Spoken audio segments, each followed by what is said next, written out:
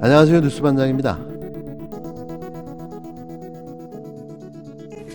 저는 오늘 이 자리에서 이 정치권에 분명하게 좀 당부를 드리고 있습니다.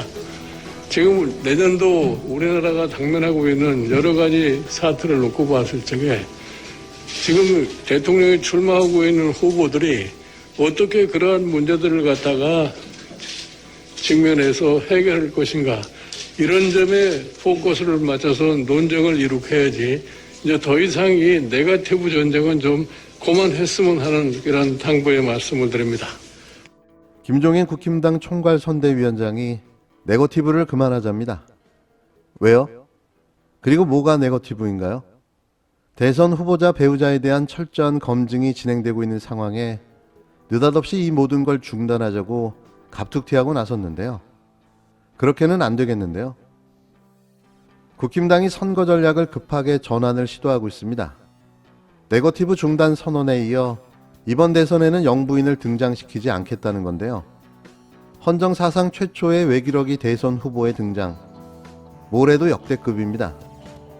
오죽하면 이럴까 하다가도 어이가 없는 건 어쩔 수 없는데요. 자신의 반려자이자 동반자, 어떻게 보면 최측근인 부인이 자신의 발목을 잡는 초유의 사태까지 벌어진 건데요. 도대체 수습이 안 되는 겁니다. 결국 그들이 꺼낸 카드는 영부인 없는 후보, 영부인 없는 국정 운영이라는 희대의 듣도 보도 못한 외기러기 호래비 대통령 후보를 만들어내기에 이른 건데요. 당선이 돼도 영부인 없는 국정을 운영하겠다는 계획까지 밝혔습니다. 이걸 대체 국민들이 어떻게 받아들여야 하는 걸까요? 허위와 가짜, 위조와 조작으로 점철된 인생을 살아온 김건희 씨를 투명인간으로 만든다고 해서 그의 행적이 지워지지는 않을 텐데요. 이런 황당 전략이 과연 먹힐까요? 대체 어디까지 바닥을 쳐야 그만둘 건지 궁금하기까지 한데요. 곧 어마어마한 것이 터진다고 하는데 이건 또 어떻게 극복할까요? 과연 극복은 될까요? 윤석열 후보의 무대뽀 행보에 경의를 표합니다. 남편의 정치 활동에 동참을 해서 공개 활동을 열심히 하신 분도 있고, 또 조용히 가족으로서 역할만 하신 분들도 있고. 그 사과가 어느 정도 소위 불충분하다고 생각해서 국민들 여러분들께서 더 이상 새로운 것을 요구하신다면은 저희 당은 겸허하게 거기에 대해서 순응할 그런 자세를 가지고 있습니다. 의혹이 꼬리에 꼬리를 물면서 김건희 씨의 공개 행보가 더 늦어질 전망입니다. 아니, 김 씨의 행보를 못 볼 수도 있을 듯합니다. 김 씨가 무슨 활동을 하든 허위 경력 논란에 묻힐 텐데 굳이 지금 나설 이유가 있느냐, 이런 판단인데요. 김종인 총괄선대위원장은 아예 김 씨가 꼭 나올 필요가 없다고 말했습니다. 이 말에 빵 터지고 말았는데요. 영부인이 순삭되는 순간이었습니다. 배우자 활동 지원은 논의하지 않고 있다. 국힘당 선대위 핵심 관계자가 김건희 씨 활동 계획에 대해 이같이 말했습니다. 사실상 공식적으로 김 씨의 공개 활동은 없을 거라고 잘라 말한 건데요. 약점이 될 바에는 아예 숨겨놓겠다는 전략인 거죠. 민주당의 의혹 제기가 계속되는 상황에서 봉사활동을 하러 나와도 허위 경력 의혹에 대해서만 물을 텐데 그 취지가 묻히지 않겠냐는 겁니다. 그래서 아예 꽁꽁 숨겨놓겠다는 건데요. 이에 따라 김 씨의 일정이나 메시지를 논의할 별도의 팀도 꾸리지 않고 있다고 했습니다. 김종인 총괄선대위원장 역시 전직 대통령 노태우 씨 부인 사례를 들면서 아예 배우자가 꼭 같이 나와 움직일 필요는 없다고 말했습니다. 그건 8, 90년대 이야기인 거죠. 지금은 2021년, 아니 2022년도입니다. 이게 과연 가능한 일일까요? 선대위 안에서는 집권을 하더라도 대통령 부인을 보좌하는 청와대 제2부속실을 없애고 김 씨는 자신의 분야에서 따로 활동하는 방안도 거론되고 있다고 밝혔는데요. 호라비 대통령의 탄생도 가능하다는 거죠.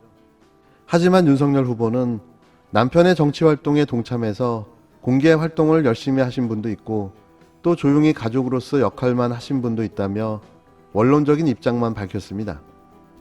김 씨의 공개 활동이 무기한 연기된 가운데 선대위의 선별적 대응이 논란을 키운다는 지적도 나오고 있는데요. 뉴욕대 연수 논란에 강하게 반박하면서도 직인이 다른 재직증명서나 허위 수상 경력 의혹엔 이렇다 할 해명을 못하고 있기 때문입니다. 여기에 윤 후보의 사과 역시 부족하다는 지적이 잇따르자 선대위에선 추가 사과를 시사하는 발언도 나왔는데요. 김종인 총괄선대위원장은 그 사과가 어느 정도 불충분하다고 생각해서 국민 여러분께서 더 이상 새로운 것을 요구하신다면 저희 당은 겸허하게 거기에 대해 순응할 자세를 가지고 있습니다라고 언급했습니다. 사과를 그때그때 상황을 봐가면서 분할로 나눠서 하는 건가요? 사과도 할부가 됩니까? 내 생전에 이런 쪼개기 사과는 처음인데요. 뭐라든 상상 이상의 무개념 무논리의 대응인 거죠.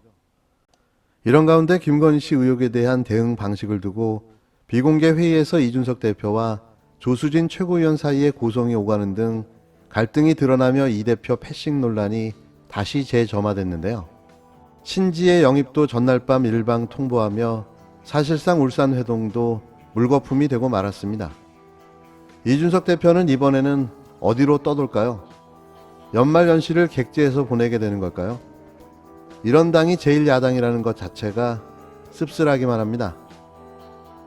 국힘당이 윤석열 대선 후보 부인 김건희 씨의 경력 의혹 논란 수습을 위한 총력전에 나섰지만 해명 과정에서 또 다른 논란이 불거지며 폭망하고 말았습니다.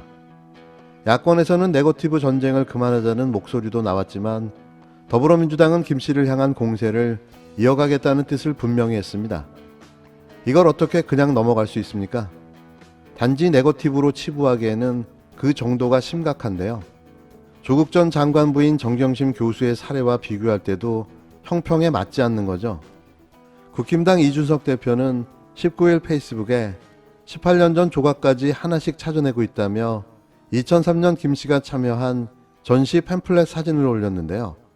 해당 사진을 통해 2003년 7월 경기 성남시 삼성프라자 갤러리에서 열린 인간풍경닷컴 전시회에 김 씨가 공동 참여했다는 걸 증명하겠다는 의도였습니다. 문제는 이 팸플렛에 김 씨가 한림대와 안양대에 출강 중이라고 적혀 있다는 점이었는데요. 이미 김 씨는 한림대가 아닌 한림성심대에 출강한 사실이 드러났고 한림성심대에서 성심만 빼고 학력을 허위로 부풀렸다는 의혹에 휩싸인 바 있습니다. 이런 사실이 드러났을 때에도 표기 오류였다는 황당한 해명을 했었는데요. 그런데 이런 허위 이력을 2003년부터 사용하고 있었던 게 팜플렛을 통해 확인된 겁니다. 이를 두고 야권 내부에서는 경력이 다르게 적힌 사례가 또 발견된 셈이니 혹을 때려다 혹을 하나 더 붙인 것이 아니냐는 지적이 나왔는데요. 민주당은 김 씨를 향한 파상 공세를 이어갔습니다. 민주당 선대위 강선우 대변인은 20일 논평에서 온라인에선 김 씨와 국힘당 선대위의 변명을 질타하는 댓글 달기가 유행할 정도라며 차범근 축구교실 다니고 축구선수로 기재, 일주일 해병대 체험하고 귀신 잡는 해변 복무 등으로 빗대고 있다고 꼬집었는데요. 뉴욕대 방문 프로그램을 뉴욕대 연수로 허위 작성했다는 주장이었습니다. 민주당 선대위 박강원 공보단장도 이날 후보의 참모습과 후보 주변의 일들을 소상하게 국민들에게 알리고 보고드리는 것은 정당의 중요한 책무라며 검증 공세를 이어갈 것임을 분명히 했습니다. 어쩌다가 대선이 정책 검증이 아니라 후보의 배우자 검증이 되어야 하는지 저조차 이해가 잘 안 되는데요. 이 정도 나오면 알아서 사퇴하는 게 맞는 거 아닌가요?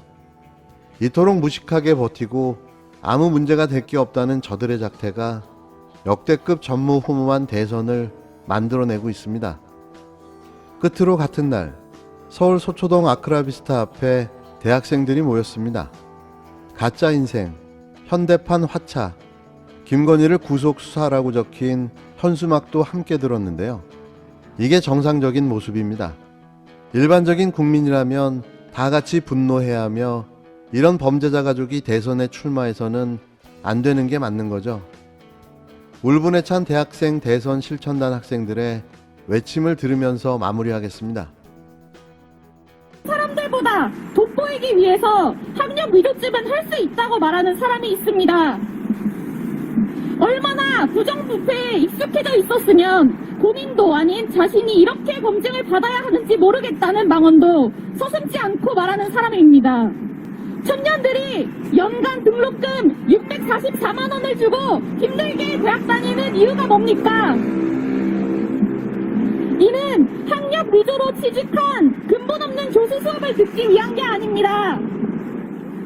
근무 경력도 없는 학교 이름을 이력서에 올리고 수상 명단에도 없는 대상을 탔다고 당당하게 말하는 사람의 말을 어떻게 믿을 수 있겠습니까? 이런 사람이 공실력 있는 자리에서 또 정치권에 뛰어들면 얼마나 숱한 비리를 양산하고 또 묵인하겠습니까? 더욱 심각한 것은 김건희가 주가 조작에도 개입을 했다는 정황이 속속들이 밝혀지고 있다는 것입니다. 영화에서나 볼 법한 검은 돈을 쥐고 판을 흔드는 사람이 영부인의 자리에 앉게 된다면 부자들만 잘 먹고 잘 사는 그런 나라를 위해 자유롭게 돈을 주무르는 사람이 되고 말 것입니다. 이런 사람을 우리가 어떻게 두고만 볼 수 있겠습니까? 우리는 조국 사태를 지켜봤습니다. 검찰에게 한 일가를 무너뜨릴 만큼의 영향력이 있다는 것을 지금 명백하게 지켜봤습니다. 지금까지 김건희를 둘러싼 숱한 의혹이 밝혀지지 않는 것은 검찰의 명백한 봐주기식 수사입니다.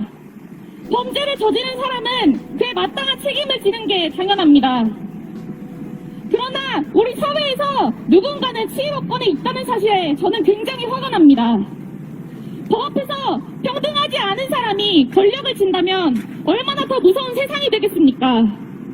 저는 퇴보하고 싶지 않다면 더 이상 억울한 시민들과 희생자들을 만들고 싶지 않다면 김건희는 지금 당장 자수하고 검찰은 철저한 수사를 진행해야 할 것입니다.